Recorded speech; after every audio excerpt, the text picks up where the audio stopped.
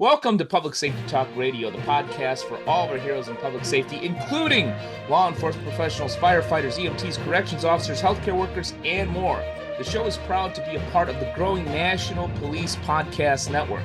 This episode is sponsored by Police Mortgage. Police Mortgage is a full-service mortgage company dedicated to serving police officers and first responders. Founded in 2008, Police Mortgage offers a variety of mortgage products tailored to meet the needs of those who serve and protect. Police Mortgage, for first responders who are second to none. I am Ken Bader, your host for Public Safety Talk Radio, and I have a fun guest, an awesome guest, and a great story too. And I have to say, just before I introduce this great person, that I'm pissed that there was a law enforcement officer Hall of Fame for the last 10 years, and I'm just learning about it 2 months ago. Shame on me. But I have one of the co-founders, Megan Stockburger, with me, and she's going to tell us all about it. Megan, welcome to the show. Hi, thank you for having me. After my gregariousness, you come in with this nice, sweet, easy voice to show me up. Yeah, I think I can. My job, right? So the obvious question, I think that this is awesome. I've often talked about, that we need, some kind of Academy Awards level type event for first responders around this country. But, you went and started a Hall of Fame. How did that come about? So back in 2009, had just had my first daughter and decided to start my own event planning business. So I could stay home and raise her essentially. And I started planning an event called the Entrepreneurial Business Excellence Hall of Fame with our co-founder. And my dad, who is retired Toledo police officer, he retired for the first time in 2013. So my event was in 2016, and he came and he said, "Why don't you do something like this for law enforcement?" And I just looked at my dad and I said, "I don't know. I'm pretty sure something like this has to exist, right?" Yeah, you'd think. Yeah, you'd think. And so it didn't. So we started out local in Northwest Ohio. It was a small luncheon the first year in 2017 with about 60 people, honoring just Ohio law enforcement officers in Southeast Michigan. And then we had a guy named Charles Remsburg attend. He wrote the street survival books back in the 80s that were kind of the staple with training. My dad, used those and read about them. So he attended the event to present an award to one of our inductees from Ohio. And he said, "You have got to take this national." And so I'm sitting there like, okay, how do we do that? And we basically just changed the name, put national in front of it, and sent press releases out to who we could think of to gather nominations from across the country. And so in 2019, we held our first national ceremony. And Awesome. Here we are. Yeah, no, that's an awesome journey, awesome story. I often say, two groups that I love the most are first responders and entrepreneurs. And I love when the two collide. It reminds me a little bit of when we started the Police Officers Credit Union Association, in 2003. We said there's all of these credit union groups for airline credit unions and teachers credit unions and even postal credit unions. There's got to be, some type of association for police credit unions. And myself and Scott Arney, who is the CEO of now National Police Federal Credit Union, and we said, no, there's nothing like that. And we sat there over lunch at a place that doesn't even exist anymore in Chicago and said, "Do you want to do this?" And we did it for like 20 years. Isn't that how all best ideas start? Like, all right, let's do it. Yeah. We don't know what we're doing, but we're going to figure it out. And that's just what we did. No, that is awesome. So I love what you're doing there. Again, I'm pissed that I didn't think of it, so good job for you. Thank you. One of the one of the things that I was really intrigued about, and I'll ask this, and it's very sincere. It's not meant to be condescending or leading or anything, but you honor officers that have gone above and beyond the line of duty, and personally, I think almost every officer goes above and beyond the line of duty. but what qualifies as above and beyond to get you inducted into the Hall of Fame as an officer? So I think I should start by saying also that when nominations are sent in, they're sent over to an anonymous judges panel that is made up of your peers. Okay. So it's either retired or current law enforcement officers from across the country. And so that to me is what matters the most. You're inducted, you're selected by your peers. Like you said, if you most that put on this badge and wear the uniform are in it for the right intentions and they already Right. are going above and beyond, right? What we try to recognize is pull those stories of those people that don't consider this just, a job. It's a career, it's a life choice. So a lot of our inductees have created their own nonprofits, have created their own training programs, have given back in their communities, as well as, been exemplary officers on, the force. It doesn't have to be that you were shot in the line of duty or, Right. those big salacious stories. They need to be the officers that you can count on that will do the right thing. The leaders in law enforcement that will do the right thing. And by that, I mean support their law enforcement officers no matter what. So those are the kind of stories that we look for. Yeah. Yeah, and I'm proud to say, looking at your list of those that have made the Hall of Fame on your site, I actually know a few of those. I've met DJ Daniels, I've met Lindsay McCall-Long, and you've got some great people on there. When it comes to your mortgage, the right rate can make all the difference. At Police Mortgage, you now have two powerful options. Lock in long-term stability with a 30-year fixed at 5.5%, or take advantage of a lower starting rate with a 5-year ARM at just 4.99% for purchase transactions. That means lower monthly payments up front and no payment increases for the first 5 years. And every eligible mortgage includes end-of-watch loan protection. Rates are based on typical transaction and may vary based on credit, loan type, and occupancy. Adjustable rate loans may change after the initial fixed period. Minimum 20% down payment required for ARM programs. Email info@policemortgage.com to learn more. Police Mortgage LLC, NMLS ID 268815. The rates quoted in this ad are as of the date of this recording. I think one of the questions too, which is a little bit off the cuff, and I'll preface this, and you're a good person to ask because you're the daughter of a police officer. Mm-hmm. And I was never a first responder. I don't believe you were ever a first responder. You were an entrepreneur. You were busy creating businesses that, maybe somebody wanted or not. I did that too. Figure it out as you go along, right? Exactly.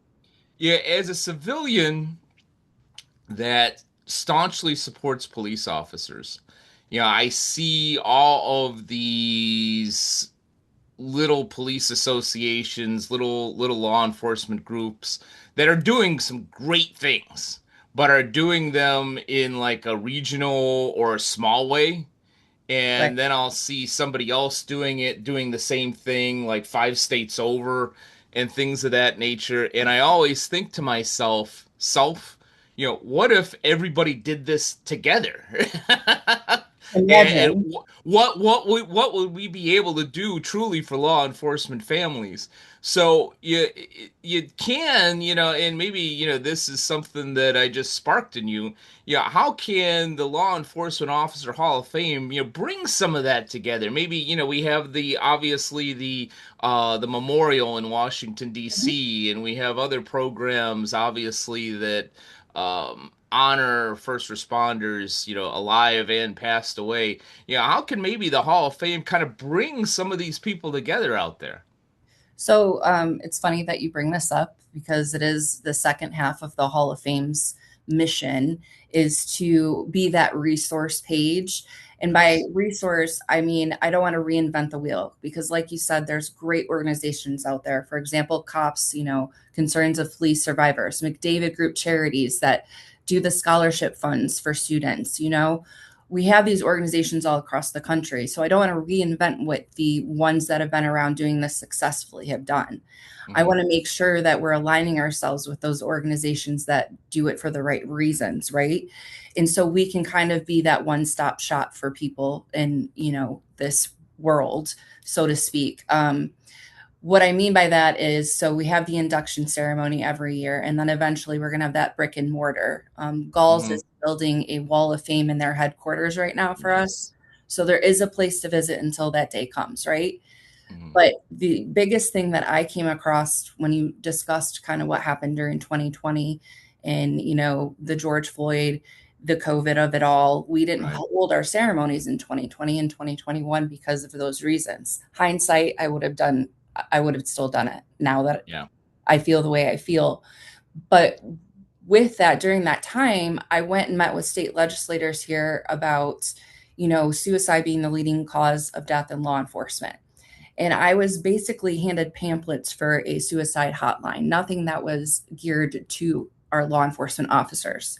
And if you ask me, that needs to be a specialized area that someone has the training in this specific field because, I can talk all day, but my dad, for example, was on a call for 12 hours with a guy that would only speak to him on the phone, and he killed Yeah. himself on the phone with my dad. My dad had a couple of days in records and then he was back on the streets. So, how is he expected to be a good father, husband, son, brother, friend when he sees that all day? Then he has to go right back and do it again and is never treated properly. Yeah. So, things like that anger me, they upset me, they get me very passionate. And so, that's what I want to do is be that place, the Hall of Fame, where you can come and say, my wife and I are struggling. Hmm. Is there somewhere you can send us? And I've done that research and we can say, okay, we have the funding, we can send you guys here. It's anonymous, it's paid for, and it's exactly what you need, right? Yeah. So what you're saying is kind of what I want to do is take those organizations that are across the country helping the best way that they know how and make sure that the right ones are doing it for the right reasons and then we align ourselves with them so that we can provide that support. Yeah. No, that's awesome. And I'll give a plug to I'm a board member of the Wounded Blue, and there's a whole peer support team and a line. I don't, unfortunately, shame on me, I don't know the phone number off the top of my head, but if you go to the woundedblue.org, that phone number for peer support is right there. And if you're an officer or a family member that's struggling, that's in crisis, just call that number. And I know I'm not one of the peer people because I didn't go through all of the training and I wasn't a first responder. These guys all were and went through some really, really heavy stuff. So they get it. So yeah, I love what you're doing there, and that's a great place to go for all these resources all at Right. one time. Right. Even like you said with the credit union, things like that. Be okay, here's where you can go to learn where your Right. credit unions or what you can expect. We're not reinventing a wheel, but we're being that one-stop shop that you kind of discussed. Yeah. Yeah, and I know give a plug to our sponsor, National Police Federal Credit Union, and their subsidiary Police Mortgage. I know for a fact that these folks, sometimes, sit, for hours with people teaching them about money and Mhm. don't make any money for it. No products Right. sold. I mean, they've got a whole program called Gwen's Helping Hands where a really, really sharp individual talks about credit scores. So if your credit score is, a negative 522, she'll tell you, okay, you're going to have to take some time. And yes, for those folks that know finance, I know there is no negative 522 credit score, but I'm exaggerating to You make get a the point. point, though. Yeah, Yeah, but I mean, she'll sit with people and it won't cost you anything to, help them get to a point where they can actually buy a car or, even buy a home. So those resources are out there. And I love what you're doing to try and be that hub for those resources. exactly. I just want to be like, okay, you don't know about credit unions? Well, I know where to send you. You know what I mean? Right. Right. And I know they're a little bit smaller, but have a great one in your backyard, Toledo Police Federal Credit Union. Known them for years. So switching gears, from back to the officers themselves. You've been doing this for several years. You're building this up. I know you've probably heard, hundreds, maybe even thousands of great stories of what officers have done out there. This is an hour show, so we can't cover all of them. Right. But what's maybe, one, or I'll give you two if you really need it, stories that you heard where you're like, wow, this really is the definition of above and beyond. Okay, so this might give you just a different example of some of the type of nominees we're looking for. Sure. And what I mean by it doesn't necessarily need to be salacious and, someone was stabbed or, we have those too. Believe me, they're all heroes. I'm not discounting that. But one story that comes to mind, you may be aware of him, is Brandon Griffith. I've heard Um, the name, but yeah, please continue. Sure. So he, when he was 26, I believe, had just got on SWAT, and he talks about this a lot, but he was reading a book at home with his wife and had a massive heart attack at 26. Mm, He falls to the ground. Honestly, go look up his story. I will spare you all of those details, but essentially what he has done since then is he was taken off the force. Like, you have to, even though he's patched up better than any of the other guys, and he says this himself, law enforcement, you're more likely to have a heart attack than anyone. And here he's got a, safety harness, right. essentially, like he's going to be fine, and they wouldn't let him back on the, the force. Well, Unfortunately, I hear those stories way too often, but continue. exactly. And, he had some leadership that stepped in and helped and some that didn't. And finally, he found his place. But not only did he change the way, that injury is looked at, it's already hard enough to go through those and then not have the support. He is that support. Then he creates this whole nonprofit regarding AEDs, putting them Yeah. in patrol cars and so on and so forth. That is what we're talking about when we're inducting people.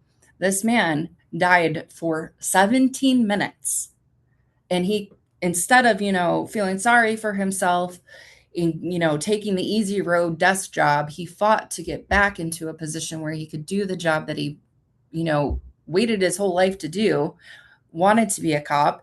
And then not only that, he created a nonprofit to help cops and help the legislation, help leadership understand when law enforcement goes through a medical crisis. That's the type of person that I'm talking about, where it's they take their own pain, the things that happen to them, and turn it into something good for others in this crazy, messed up world Yeah. they live in, right? Yeah, that's outstanding. Not to keep mentioning the wounded blue, but we hear unfortunately tons of those stories. Cop gets injured, cop, Randy Sutton, the founder, wound up with a stroke and never Right. was a police officer again. I believe And Randy Sutton is one of the guys that helped Brandon yeah, um, through this. So I absolutely know exactly what you're talking about. And it's great that we have certain people, but it needs to be everyone that steps up and helps these officers and isn't afraid to push back to city officials and things like that. agreed.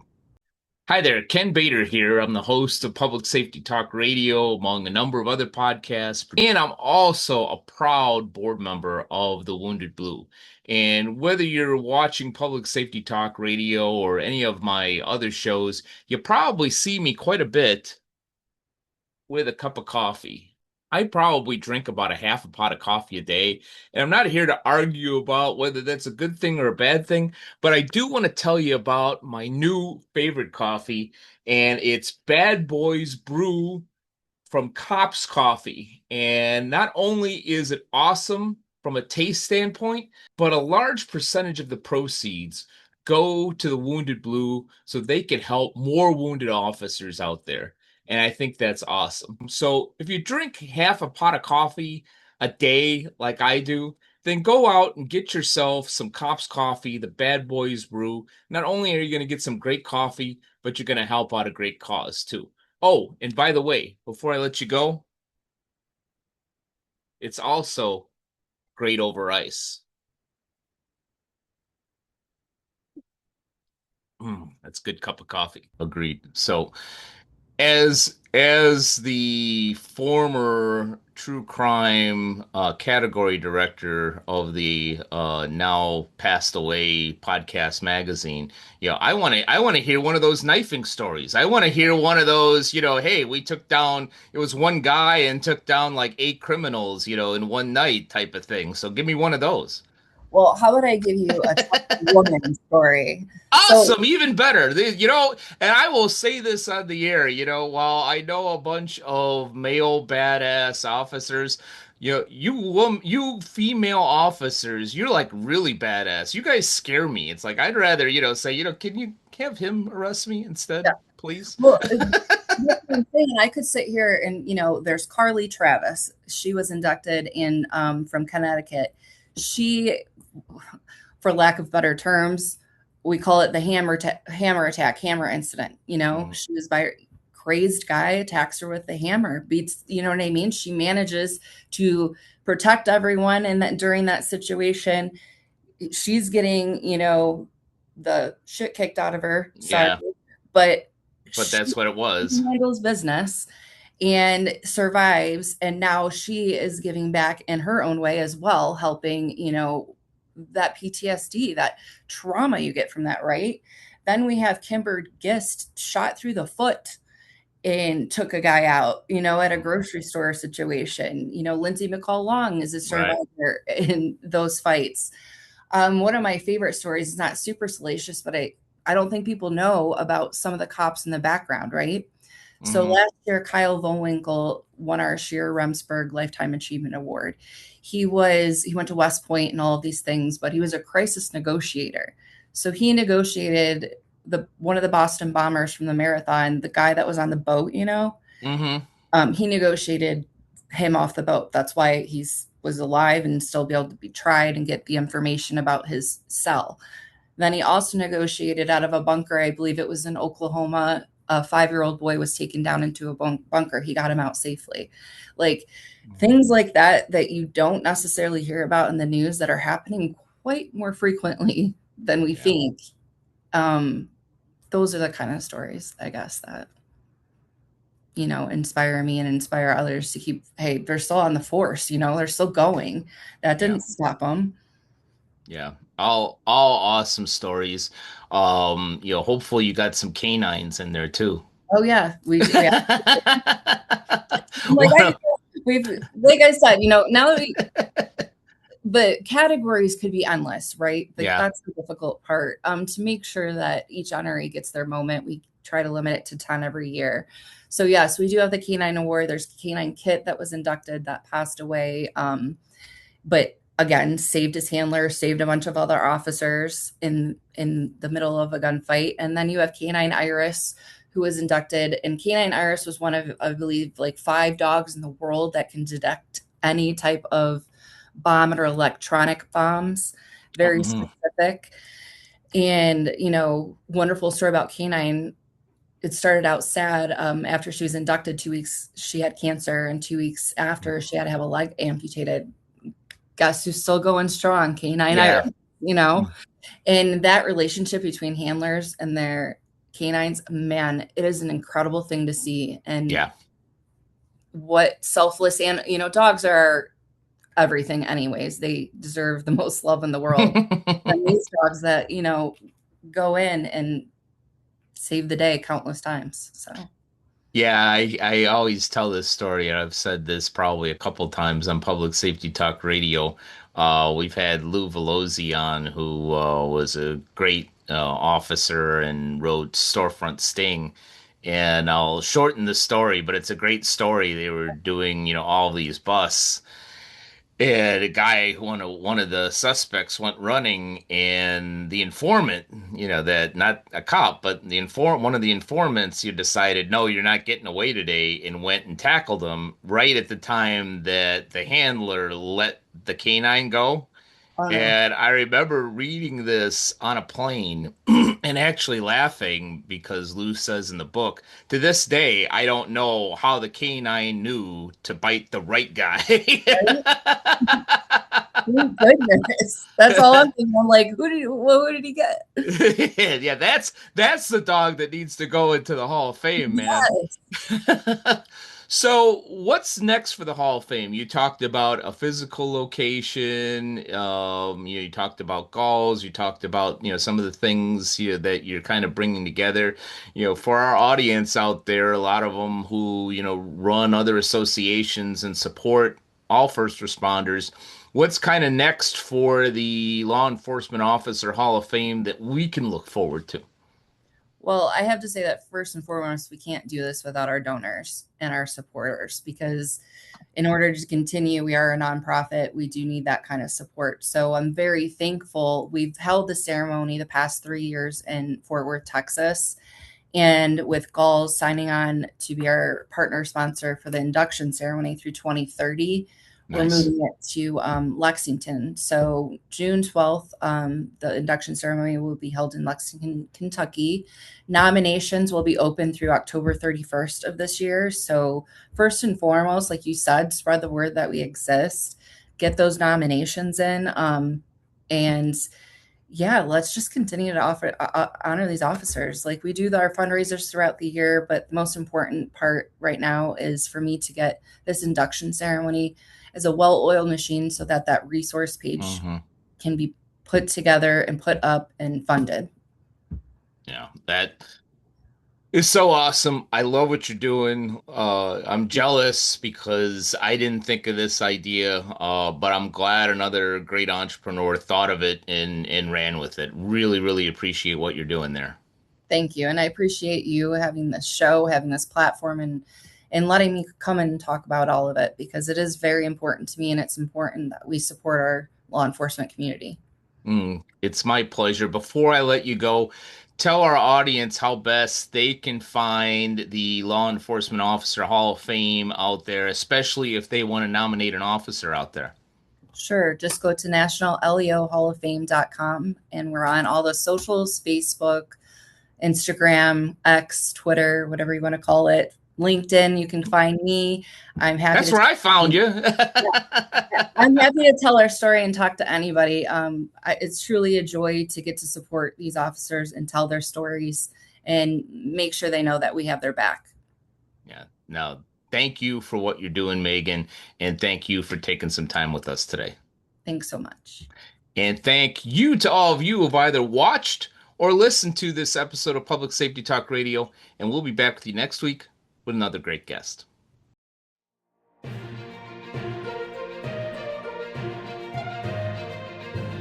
Public Safety Talk Radio is produced by Bader Training and Consulting.